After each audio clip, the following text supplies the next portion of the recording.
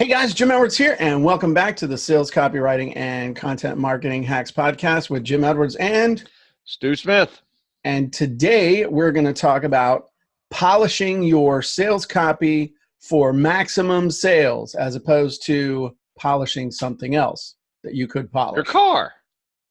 That is true. With a car buffer that I use for a massage tool. That's right. People get things confused all the time. How to take home appliances, how to take home appliances off as medical devices. There you go. On your taxes. So, yep, today we're going to talk about polishing your copy. Do you know anything about polishing copy, Stu? You know what? I was going to ask you this question, actually. This good segue. No, what is polishing your copy? Like, I have sales copy that I need to rework. I know that it could be a little better. It could be a little fine-tuned, and I'm assuming that's the route we're going. So I'm anxious to hear this. Okay. Well, basically, in my mind, polishing your sales copy, when you write sales copy, I envision it like heaping everything up, almost like, as I whack that thing, like clay or something, and you kind of assemble it into what you want, but then all the parts are there, but there are certain things you need to do to the parts to make sure they all fit seamlessly and that they work and that you're creating a finished product. So it's kind of like maybe you took shop in high school. I'm sure I did too. And it was your project, your woodworking project was 90% done when you got it off of the bandsaw and had it over at the belt sander and all that other stuff. But the last 10% was using fine sandpaper and staining the thing. So this, in my mind, is kind of the same thing. You've created your sales letter, you've created your video sales letter, you've created your opt-in page, you've got your hook story offer, you've done all these things. Depending on the size of your copywriting project, whether it's a little email teaser or whether it's a giant 20-page long sales letter, that's going to dictate the degree to which you're going to need to polish. But there are certain things that you should do when you are polishing, and a lot of these are second nature to me. But when things become second nature, it's easy for them to get skipped, and it's easy to take shortcuts, and that's why we always operate from a checklist. That's why we don't just say, hey, I'm going to go work out today. It's, hey, here's my workout today, and I've got the whole checklist, because it's easy to forget stuff. So I have a checklist that I operate from, that I endeavor. I'm not always successful because I'm not perfect, but I always endeavor to go through this checklist, or at least parts of the checklist, depending on what is the thing that I'm creating. So the first part, so if you'd like, I can take us through some of these checklist items for polishing our copy. Yes, and you should be taking notes, people. I'm taking notes. There you go. Stu always takes notes. So the first thing is actually to not necessarily look at your copy, but actually to get your frame of mind right before you look at the copy, because you want to look at the copy from the standpoint of the person on the receiving end, not you as the person who's presenting it. So you want to, if you can, at least get the person in mind that you're aiming it towards. And there are three questions I always come back to all the time. And it's, what problem do you solve? Who do you solve it for? And how do you solve it? Those are always thinking, because that at least gets me in tune with, okay, in this particular thing, I'm aiming towards authors. We're talking about getting your book done quickly.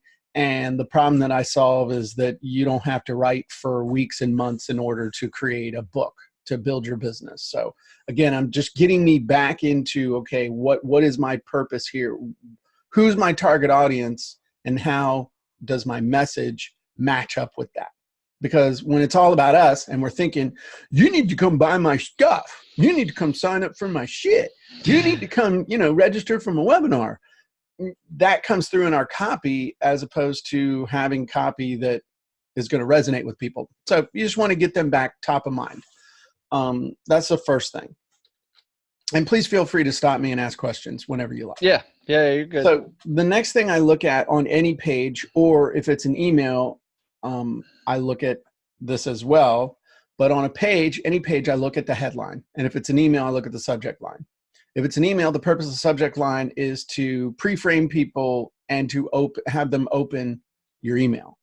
With a headline, the purpose of your headline is to pre-frame people and get them to stop and start reading the rest of your sales letter or absorbing your video sales letter, and or both. So the big thing is it benefit driven? Is it payoff driven? Is it curiosity building? Does it hook the intended audience? Now, yep.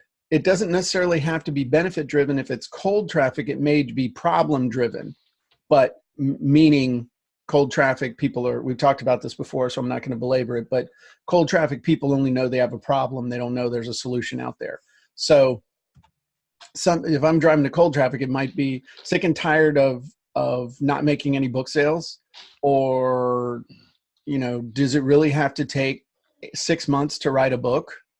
Or do you need a real publisher? Do you need to get a real publishing deal in order to be considered a real author? I mean, those are examples in my mind of cold headlines. Yeah. So the thing is, the first thing you got to look at, though, is does it hook them? Does it create curiosity? And is it going to resonate with your target audience? And can you actually read it quickly? And does it make sense without a whole lot of thinking? Because the thing with sales copy, but especially with your headlines and your hooks and the beginning words that come out of your mouth in a video, they've got to be simple. They've got to be emotional. They've got to be targeted. They've got to get in sync with people, and because they're not paying attention to you. That's the other thing. People don't read. People don't listen. People react. They don't read. They react. People don't listen, they react. And so you've got to you got to give them something that they can react to in a way that's going to make them feel like there's something here for them. So that really has to take place in your headlines. So talked in the past about headlines and benefit-driven headlines and desire-driven, problem-driven, all those things. You've got to have that emotional hot button in there. Well, let's think about all the different headlines and titles real quickly, just to say, and let's pick one to maybe change, right? What do you mean? It's just let's make a challenge for our listeners today to change a title or a headline, because obviously when you fix sales copy, your number one go-to is let's fix the title. Oh, well, let's fix the headline. Yeah, let's fix the title or the headline. Then let's go into polishing the rest of your sales copy. So maybe create a 5-step system of check the title. Sure. Check the first paragraph. Headline or subject line. Yeah, there you go. Yeah. So let's just go through that, and then maybe say, let's do this for an article. Let's do it for a product or a service you provide in your store. The actual front page of your store even. What's that headline there? Let's look and maybe challenge each other to fine tune a little bit better. Absolutely. That's a great thought. And the biggest thing is, if let's say you're coming out with your first or your next sales letter or your funnel, it's just being conscious of what the thing says. And if you can, hopefully you're using a tool that'll allow you to do this. You should really be split testing right from the beginning. So pick 2 that look good and test them side by side to see which one wins. So don't just arbitrarily change, especially if you've got something that's working. You want to test so you know if it's going to beat the one thing over the other. And we've talked about testing in the past as well. The other thing that you need to look at is what we call above the fold. And above the fold is real simple, but I'll draw you a picture here in my little redneck iPad. Okay, above the fold is whatever they see on their computer monitor without scrolling. And what you have to understand is that there are all kinds of different monitor resolutions that people have. And so if you've got one of those giant Macs that you have set to a resolution of 9,682 by 15,783, as opposed to me, I'm still like 1280 by 1200 by 780 because I got old eyes. What they see is going to be very different than what you see. And so you need to preview your website, your funnel, on many different browser settings. You need to look at it in many different browsers, not just the browsers and the monitor settings, but you also need to look at it on mobile devices. You need to look at it on a phone. You need to look at it on an iPad. You need to look at it on an Android to make sure that you see what people are actually seeing. Because a lot of times I've seen people lose out simply because of formatting, because the visitors don't see enough enough stuff above the fold to catch their interest, and they're like, nah, screw it, I'm out of here.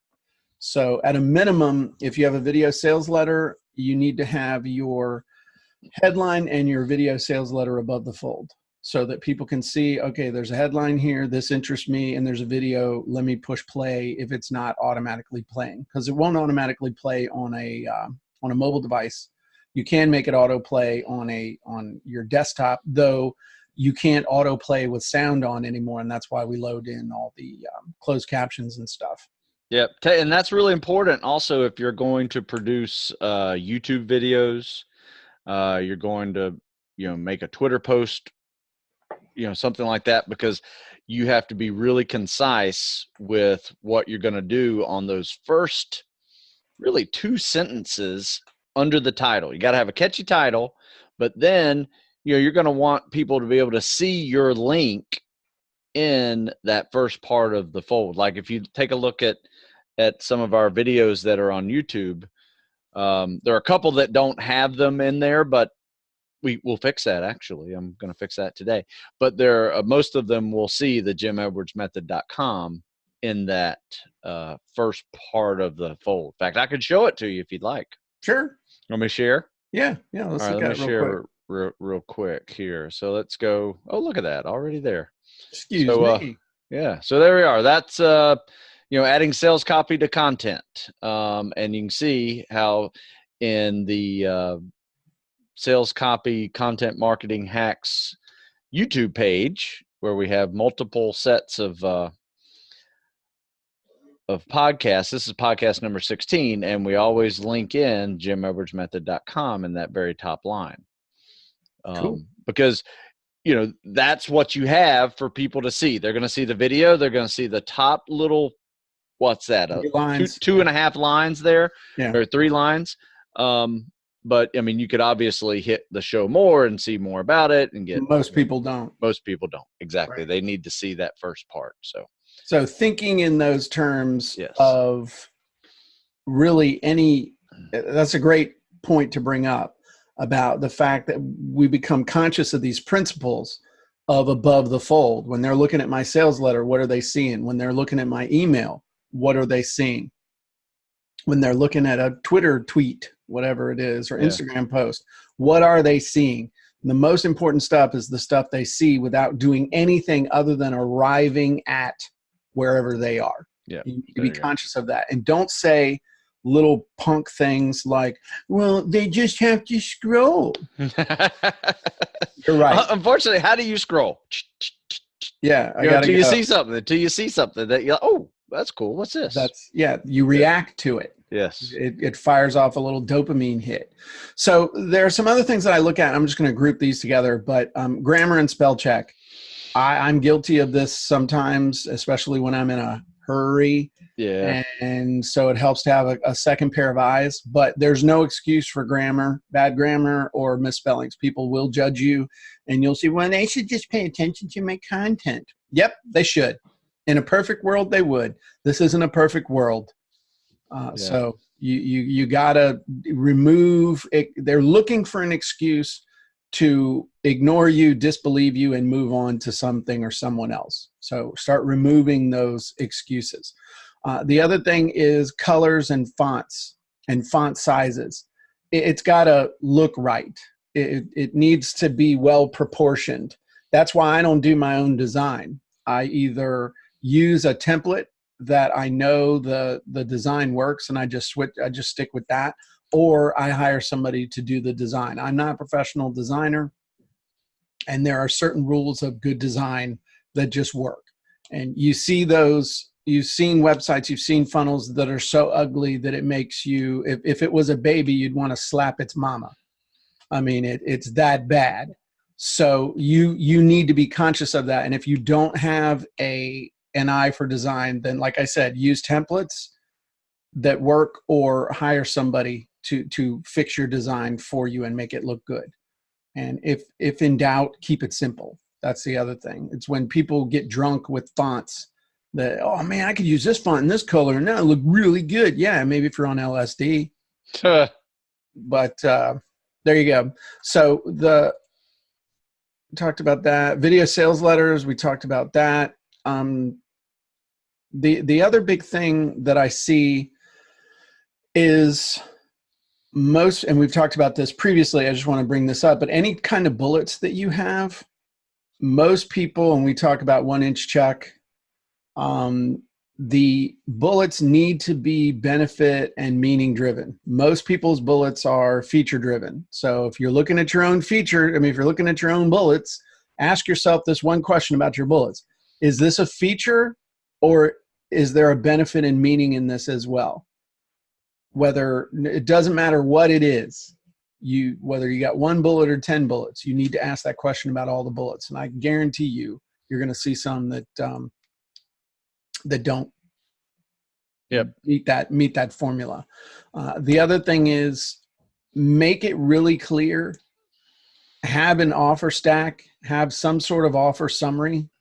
If you're offering something, let people know at the point of purchase exactly what they're going to get in a bulleted form, and preferably with some sort of a value stack so that they can see, hey, this is worth something. You're going to get my tactical strength book, which is worth $19.95. You're going to get tactical fitness for something's worth $19.95. You're going to get the original Navy SEAL book that's sold for 20 years for $19.95. You're going to get a t-shirt that's worth $29.95. You're going to get a hat that's worth $19.95. So it's a total value of $119.93 today. All this $74.95. It's like, oh, okay, that's a good deal. This is everything I should expect to get in the box, or online, or right, delivered as an ebook. You just gotta. It's when all the bullshit is said and done. Here's the offer. And when you're asking for the money, here's what you're going to get. And you do that for a couple different reasons. One, because people aren't going to scroll back up and say, now, what am I getting again? Number two, it cuts down on BS, where the ones who do buy but aren't sure start asking you, hey, now, what do I get? What do I get? I thought I got this. I thought I was getting that. Why isn't this? I've been waiting for a book in the mail for the last 2 weeks. Where's my book? And you're like, you bought an ebook there, Scooter. So that's why you need to just tell them exactly what they're going to get, exactly what it's worth, exactly what they're going to pay, and click here to buy now. That's key. And I can't tell you how many times I've been on people's web pages and their sales letters, and you look at it and think to yourself, what are you actually selling? What am I actually getting? Yeah. So you don't want to be that person. Very good. And then the last thing that you want to do is you want to look at your, especially a sales letter, as if you were a 5-year-old with kindergarten level reading skills who just snorted a pixie stick at midnight on Halloween, and you're trying to figure out what this is all about. What I mean by that is you need to skim your sales letter really fast and see if they can get enough information to want to make the decision to go back and actually read it. And so you have to look at what we call the slippery slide, the secondary reading path. Read your headline, read your subheadlines, look at the pictures, look at the words that are bolded, look at where you show all the cool stuff that they're going to get using pictures, not just words. Look at the total value, look at what you're going to pay right now, and then read the PS. That's another reason why back in the day, I don't know if you remember this, Stu, but back in the 90s, man, or in the early 2000s, I'm talking to the wrong person about this. Yeah. Having a good virtual cover was it was a necessity. You had to do it. And if you didn't have it, you were at a disadvantage. Yep. And somewhere along the line, we kind of got away from that. And I don't understand why. I mean, I did too. And even when I started coming out with software 7 years ago, I mean, a lot of software 7 years ago, for the first few ones, I didn't get a software box made, which I thought was really stupid. And I think it's because people say, oh, they'll think that that's a physical product, and so we need to explain. No, bullshit. No, People no. understand that it's a virtual cover. It's a software box, but I'm not getting physical software. And so when someone's skimming down and you're giving them a bunch of stuff, if they're getting 3 or 4 books in the box, make sure there's a picture of every single book. If they're getting software, have a picture of a software box. If they're getting an ebook, have an e-cover. If they're getting some sort of a membership, have a membership card. If they're getting a video set, have little look like video players with each title in it. Have some sort of visual representation. A, it builds value, but B, it adds to that slippery slide and the secondary reading path. And so that would be the other thing. If you can't read down like that, like the pixie stick 5-year-old, if you can't get the gist of what this is all about, then you need to go back and make some adjustments. So that's really good advice. That's how you polish it. Yeah. And there's other stuff that you can do. I mean, I've got like I said, I've got my own checklist that I go through that we're not going to go through today, but that'll get you started. And that'll definitely help you, especially if you've just finished up your first or your next funnel or website, or you're trying to sell something. I think this is definitely what's going to put you on the right track. Absolutely. And when you go through the wizards at the JimEdwardsMethod.com, you got to go for the premium service of that and get access to all these wizards. You will see those wizards actually do that for you. Now, there might be some minor tweaks you have to do, but very minimal. It's like the wizard does the 90% of the work for you. Right. And then all you have to do is just tweak it just a little bit to make it exactly what you are selling.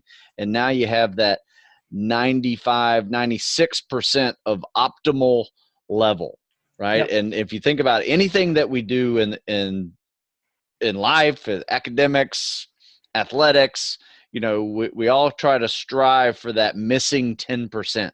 Right. Right. It's that missing 10%. You can get yourself up with moderate work, to a 90, but then it takes a little extra work to get to 95. It takes a little extra work to get to 98. So right. The missing 10% can be done by polishing that sales copy. And the cool thing with the tools that we have, like the Jim Edwards Method Premium and Funnel Scripts, is you can get that 90% done a hell of a lot faster than everybody else. Oh, that's the other thing. It's hard to do that last 10% when you are bone tired mentally and physically from doing the 90%. But if you can eliminate 90% of the effort to create the 90%, then you got plenty of steam left for the 10% of polishing and thinking. That's a good point. Yeah. Cool. Great job, Stu. Want to remind everybody, if you're not already a member of the Sales Copywriting and Content Marketing Hacks group on Facebook, you should be. And it's free to join, but you must apply and be accepted. So yeah, it's a club. It's a club. It's a nice club. The club, you suck. So, and the cool thing about the club is that we see a problem that you guys put up there to the community to answer, and we'll say, you know what? Let's pull you on the podcast and answer it for you right there. We did that yesterday. Just posted it up yesterday. So you guys got to check that out. Cool. Yeah. All right, everybody have a great day, and we'll talk to you soon. Bye-bye, everybody.